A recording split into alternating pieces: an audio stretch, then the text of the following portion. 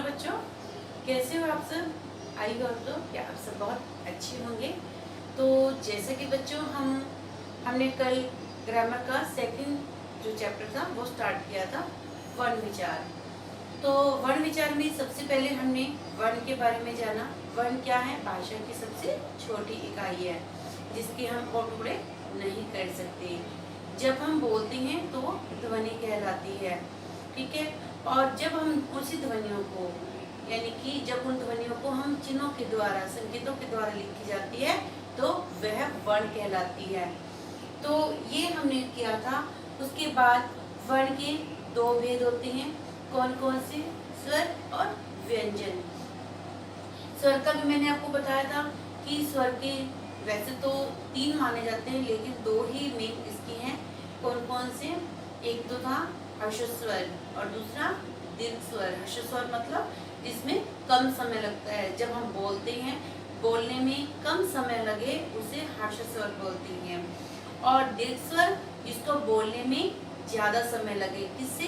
हर्ष स्वर से दुगना समय लगता है, उसे हम दीर्घ स्वर बोलते हैं। तीसरा जो था वो था प्लुत स्वर। प्लुत स्वर जो सबसे ज्यादा समय लगता है, जिसको बोलने में, जिसका उच्चारण करने में सबसे ज्यादा समय लगता है। और ये कहाँ पर होता है? ओम में। जैसे बोलते हैं ओम, तो ओम जो है उसका उच्चारण करते समय हमें सबसे ज्यादा समय लगता है। फिर हमने बताया था कि स्वर कितने होते हैं? 11 होते हैं। और स्वर की जो मात्राएं होती हैं, 10 स्वर की मात्राएं होती हैं, अ की कोई मात्रा नहीं होती। फिर मैंने आपको बताया था जैसे अंग और अह, ये क्या है? ये वैसे तो हम लोग शुरू से क्या पढ़ते आ रहे हैं कि ये भी स्वर हैं, ठीक है, लेकिन ये स्वर कौन से? आगत स्वर हैं, ये उन स्वर में नहीं आते। फिर था कि हमने बताया था एक जो अंग्रेजी से हिंदी में आया है, जैसे हम इंग्लिश में डॉक्टर बोलते हैं, ठीक है, तो उसको हम जब हिंदी में लिखते हैं डॉक्टर को, तो उसमें क्या हो जाता है? अर्धचंद्र आ जाता है, अर्धचंद्र बिंदु आ जाता है, ठीक है।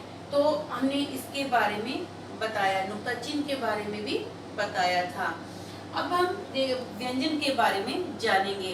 देखो बच्चों, जब हम स्वर को बोलते हैं तो हमें स्वर का उच्चारण करते समय किसी की भी सहायता नहीं लेनी पड़ती, लेकिन जब हम व्यंजन बोलते हैं तो हमें स्वर की सहायता लेनी पड़ती है।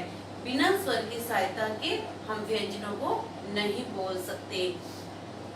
मैंने आपको बताया था व्यंजन। व्यंजन क्या है? ऐसे वर्ण है उनको जिसमें हमें बोलने के लिए स्वर की सहायता लेनी पड़ती है। स्वर को बोलते समय किसी की सहायता नहीं लेनी पड़ती, लेकिन जब हम व्यंजन को बोलते हैं तो व्यंजन का उच्चारण करते समय हमें स्वर की सहायता लेनी पड़ती है। अब है कि व्यंजन जो है वो 3 प्रकार होते हैं उसके व्यंजन के।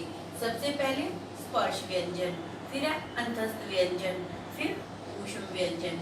स्पर्श व्यंजन, हमने स्पर्श व्यंजन के बारे में जानेंगे। स्पर्श का मतलब होता है छूना, ठीक है। देखो बच्चों, जब हम बोलते हैं तो हमारी जो जीभ होती है वो किसी न किसी अंग को टच करती है, छूती है। यानी कि जब हम बोलते हैं तो जब हम किसी उसका उच्चारण करते हैं तो हमारी जीभ जो है वो टच करती है, कभी तालु को टच करती है, कभी हमारे कंठ को टच करती है, ठीक है। तो स्पर्श का मतलब ही छूना है। और ये कौन कौन से होते हैं इसमें? इसका उच्चारण स्थान मैंने आपको कल बताया था कि इसका उच्चारण स्थान कहाँ होता है। अब जैसे क वर्ग है, क वर्ग का जो है कहाँ से होता है? कंठ से, गले से, ठीक है। तो इसको हम क्या बोलते हैं? कंठ्य। क्या बोलते हैं? कंठ्य। और उसके बाद च वर्ग, च वर्ग किसमें आ जाएगा? तालु। जब हम बोलते हैं च छ ज ज, तो ये क्या होता है? ये हमारे तालु जो है उसको जीभ हमारी टच करती है। इसके बाद ट वर्ग, ट ठ ड ढ, जब हम इनको बोलते हैं तो इसमें हमारे जो है मूर्धा, ठीक है, उसको टच होता है। इसका स्थान क्या है? मूर्धन्य है।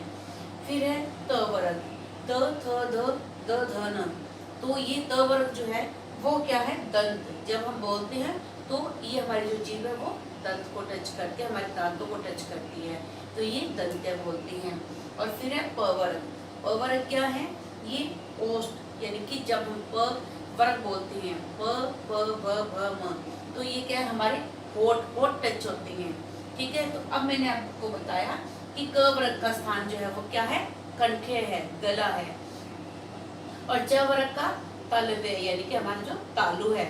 और ट वर्ग का मूर्धन्य है, त वर्ग का दंत्य और प वर्ग का ओष्ठ्य यानी कि होठ टच होती हैं। तो ये मैंने आपको स्पर्श व्यंजन के बारे में बताया। अब हम करेंगे अधस्थ। तो अब हम बच्चे अधस्थ व्यंजन करेंगे। स्पर्श व्यंजन के बारे में आई होप कि आपको अच्छे से समझ में आ गया होगा। तो इसकी तालिका भी बुक के अंदर दी गई है और आप लोग उसका उच्चारण करके भी देखना कि आपकी जो जीभ है वो कहाँ टच कर रही है। फिर है अधस्थ व्यंजन। जिन व्यंजनों के उच्चारण के समय जो हमारी सांस होती है उसका अवरोध बहुत ही कम होता है, यानी कि उसका जो प्रवाह है वो कम होता है। यानी कि इनको बोलने में, इनका उच्चारण करते समय हमारी जो सांस है उसका अवरोध जो है वो बहुत ही कम होता है, यानी कि स्पीडली नहीं होता, स्लो चलता है। और इसमें क्या होता है, वायु जो होती है, हवा जो होती है वो हमारे मुंह के किसी भाग को टच नहीं करती, यानी कि हमारे किसी भी भाग को नहीं छू सकती। और उन्हें अधस्थ व्यंजन कहा जाता है। अधस्थ व्यंजन में 4 आते हैं, य, र, ल, व। यानी कि इसको बोलते समय हमारा जो सांसों का अवरोध है वो कम रहता है और वायु जो है, हवा जो है वो किसी भी प्रकार से हमारे जो शरीर का ये भाग है, यानी कि जो हमारा ये पार्ट है, तो इसको टच नहीं करते। नहीं, अधस्थ व्यंजन कहा जाता है। अधस्थ व्यंजन कौन से होते हैं? 4, य, र, ल, व। इसके बाद हम आएंगे ऊष्म व्यंजन। जैसा कि ऊष्म का मतलब ही गर्म होता है, यानी कि हम जब बोलते हैं, जिन व्यंजनों का उच्चारण करते समय, यानी कि जो व्यंजन हम बोलते हैं उनका उच्चारण करते समय हमारी जो तेज गति से जो वायु होती है, हवा की तेज गति से रगड़ पैदा होती है। यानी कि इन व्यंजनों को बोलते समय, इनका उच्चारण करते समय जो हवा होती है वो क्या करती है, तेज गति से हमारे मुंह से रगड़ खाती है और उसके कारण एक ऊष्मा सी पैदा हो जाती है, गर्मी सी पैदा होती है। उन्हें हम क्या बोलते हैं? ऊष्म व्यंजन। जैसे कि मैंने आपको बताया बेटा, नाम से ही पता लग जाता है, ऊष्म मतलब गर्मी, गरम। जब हम वायु रगड़ खाती है, जब हम बोलते हैं, कौन से?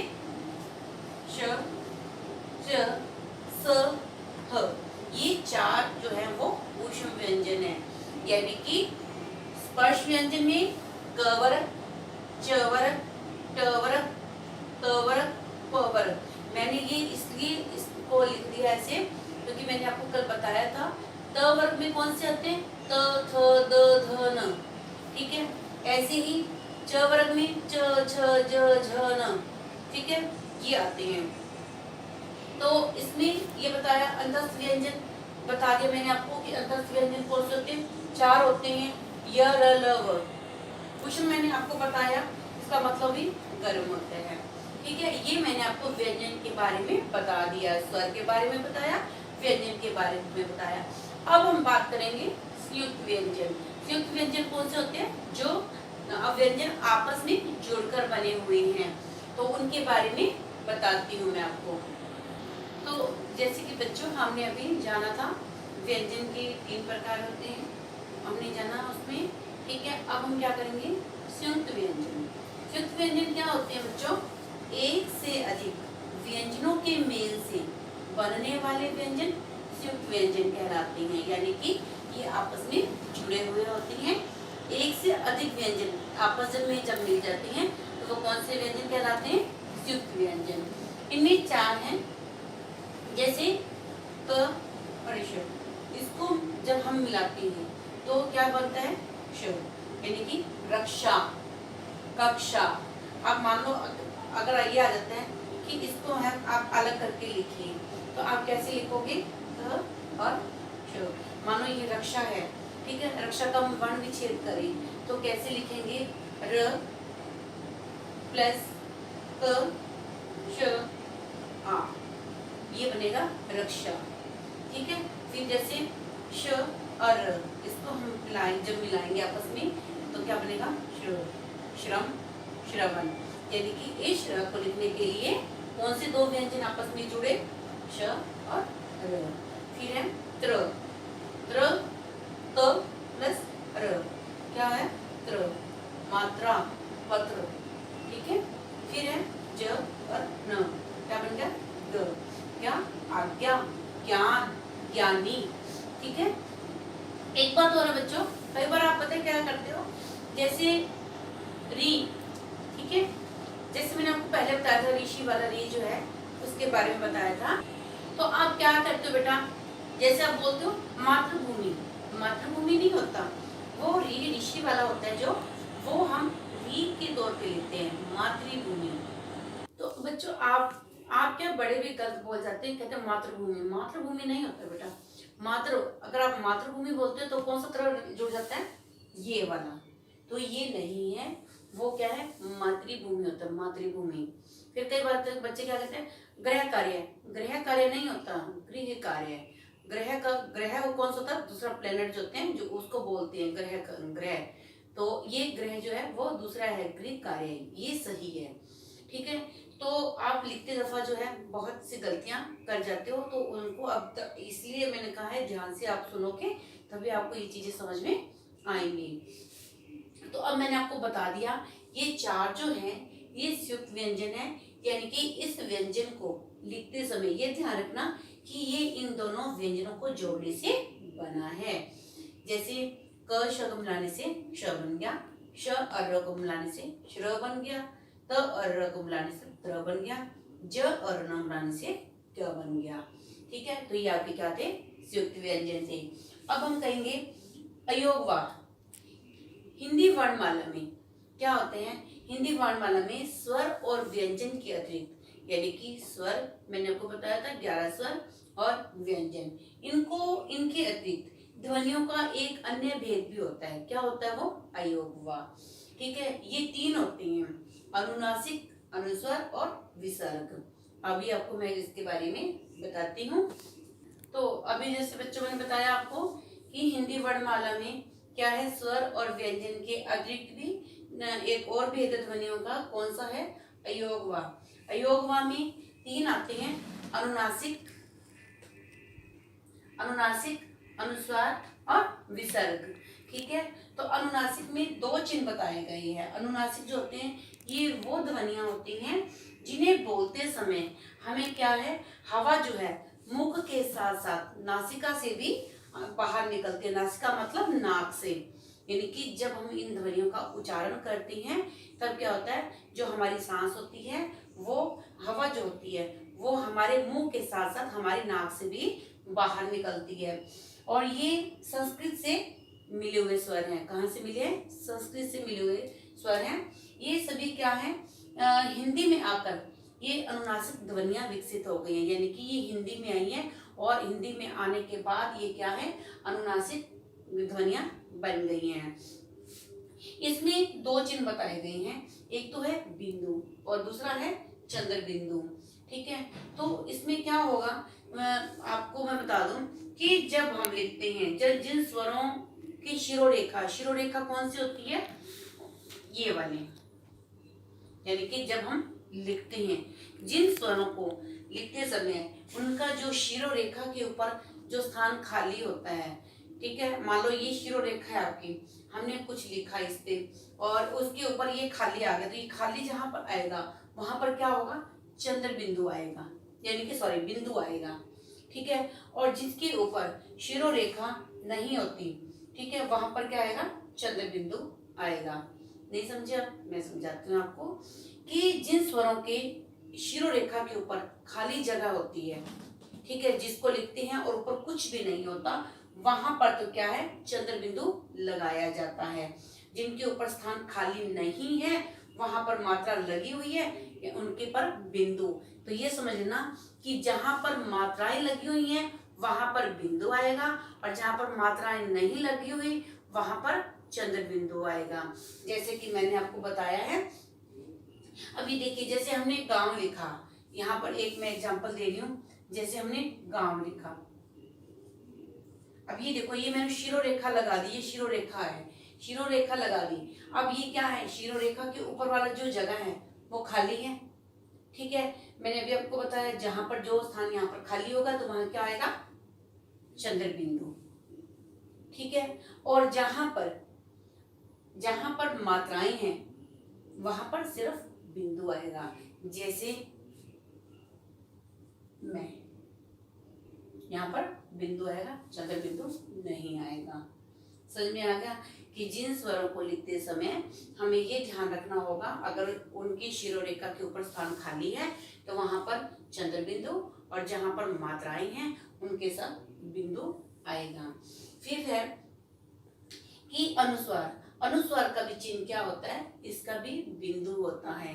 लेकिन ये क्या है कि ये भी एक नासिकीय व्यंजन है, यानी कि जब हम इसको बोलते हैं तो ये भी नाक से बोला जाता है, और इसको लिखने के लिए भी कौन सा आएगा चिन्ह, बिंदु ही है। जैसे हम लिखते हैं स्वयं। अब ये क्या है, स्वयं जब ये शब्द के अंत में आता है, जैसे ये आया स्वयं, यानी कि य के ऊपर आया है, य के ऊपर बिंदी लगाई तो ये क्या बन जाएगा, स्वयं, ये लास्ट में म बन जाएगा। ठीक है, यानी कि इस बिंदु का प्रयोग हम जब करते हैं तब हम ये देखते हैं कि ये शब्द के अगर अंत में आ रहा है तो ये म का रूप ले लेता है। जैसे अहम, अहं, अगर ह के ऊपर बिंदी है तो वो क्या बन जाएगा, अहम। फिर है ये जैसे स्वयं, यानी कि य के ऊपर बिंदी है तो क्या बन जाएगा, स्वयं। और जब ये शब्द के बीच में आता है, जब ये शब्द के बीच में आता है तो अपने आगे वाले व्यंजन, यानी कि जो आगे व्यंजन लगे होते हैं उसके वर्ग में नासिकीय व्यंजन के रूप में बोला जाता है, यानी कि इसको बोलते समय हमें क्या है, नाक से बोलना पड़ता है। फिर विसर्ग चिन्ह, विसर्ग चिन्ह क्या होते हैं, इसका जब हम उच्चारण करते हैं इसको अह के नाम उसमें बोले जाते हैं। जैसे प्रातः, ठीक है, तो इसको अह के रूप में जाना जाता है, और ये कहाँ लगता है, अतः, प्रातः, इनमें लगता है। तो चलिए बच्चे, ये हमने अभी अनुनासिक, अनुस्वार और विसर्ग के बारे में जाना। विसर्ग भी एक क्या है, चिन्ह है। और एक और बात बच्चे कि संस्कृत में दो तरह की ह की ध्वनियां निकलती हैं, दोनों के उच्चारण भी अलग अलग होते हैं। एक के लिए चिन्ह क्या होता है, ह, तो दूसरे के लिए विसर्ग। मान लो एक ह होता है और दूसरा जो होता है वो विसर्ग होता है। एक तो ह ये हो गया, ठीक है, इसका उच्चारण जब हम करेंगे तो इसको अलग से बोला जाएगा। ठीक है, जब हम विसर्ग को लिखेंगे वो जो है वो अलग से बोला जाएगा। जैसे प्रातः, ठीक है, अब प्रातः बोला तो हमने उसमें भी ह की साउंड आ रही है, ठीक है, लेकिन वो कौन सा हो जाएगा, वो विसर्ग हो जाएगा। फिर है कि उनका लेखन भी हम क्या करते हैं, संस्कृत की तरह विसर्ग लगाकर करते हैं।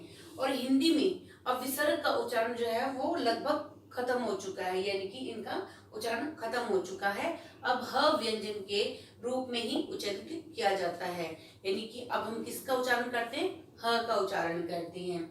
फिर है, मैंने आपको आगत के बारे में बता दिया था, जो है आजकल हिंदी में अंग्रेजी से आए हुए शब्द हैं जिनका आ स्वर कहा जाता है। मैंने आपको पहले बता दिया है, लेकिन फिर मैं दोबारा से फिर बता रही हूँ को इनको लिखने के लिए हिंदी में आ वर्ण बनाया गया है, और इसी वर्ण से इन शब्दों को लिखते हैं हम। जैसे डॉक्टर लिख दिया हमने, टॉप लिख दिया, कॉलेज लिख दिया, कॉफी लिख दिया, ऐसे ही। फिर है अब बच्चों द्वितीय व्यंजन। द्वितीय व्यंजन क्या होते हैं, पहले हमने इसमें व्यंजन में जाना 3 व्यंजन, स्पर्श, ठीक है, और अंतस और ऊष्म व्यंजन। फिर आगे हमने जाना कि अयोगवा भी होते हैं। अयोगवा में कौन से होते हैं, अनुनासिक, अनुस्वार, विसर्ग, ये होते हैं। फिर हमने संयुक्त व्यंजन के बारे में जाना कि संयुक्त व्यंजन क्या होते हैं। जब एक से ज्यादा व्यंजन आपस में मिल जाते हैं, आपस में जुड़ जाते हैं, तो वो क्या है, एक वो संयुक्त व्यंजन कहलाते हैं। अब हम करेंगे द्वितीय व्यंजन। द्वितीय व्यंजन क्या होते हैं, तो अब इसके बारे में हम डिस्कस करते हैं। तो अब हम बात करेंगे द्वितीय व्यंजन की। द्वितीय व्यंजन कौन से होते हैं बेटा, जब एक ही प्रकार के 2 व्यंजनों का मेल होता है तो उसे द्वितीय व्यंजन कहते हैं। यानी कि 2 व्यंजन का मेल, यानी कि 2 व्यंजन एक जैसे होते हैं। जैसे च और च को मिलाकर क्या बना, बच्चा। अब ये क्या है, दोनों व्यंजनों का मेल हुआ है, तो इसको द्वितीय व्यंजन, मतलब 2 व्यंजन एक साथ आए हैं, तो उसको हम क्या बोलते हैं, द्वितीय व्यंजन। ज बच्चा, ल पल्ला, त पत्ता। जैसे पत्ता हो गया, बच्चा हो गया, पल्ला हो गया, ठीक है, गत्ता हो गया, ठीक है। तो ये कौन से व्यंजन होती हैं? द्वितीय व्यंजन। जैसे कि और भी इसके एग्जाम्पल काफी हम ले सकते हैं। बच्चा के अलावा पल्ला, पल्ला का जैसे गल्ला हो गया, ठीक है। फिर हम पत्ता, पत्ता का गत्ता भी हो सकता है, और भी आप लोग अपनी तरफ से बना सकते हो। तो ये बच्चों आज हमने इसके बारे में जाना, किसके बारे में? व्यंजन। कल हमने स्वर के बारे में जाना था, आज हमने व्यंजन के बारे में जाना। तो आप इन दोनों को अच्छे से ध्यान से दोबारा से आपने करने हैं। इस समझ में ना आए तो इस लिंक को दोबारा से क्लिक करके और आप दोबारा से इसको चेक कर सकते हो, देख सकते हो और समझ सकते हो। क्योंकि देखो बेटे, जब तक आप नहीं करोगे तब तक आपको आगे जो बुक वर्क होगा, उसके क्वेश्चन आंसर होंगे, वो समझ में नहीं आएंगे। तो जो मैं पढ़ाती जा रही हूँ, साथ ही साथ आप उसको खुद से भी एक बार चैप्टर को रीड करते जाओ, ठीक है, तभी आपको समझ में आएगा। तो कल हम बच्चों कुछ और इसके आगे जो रह गया है वो करेंगे। धन्यवाद।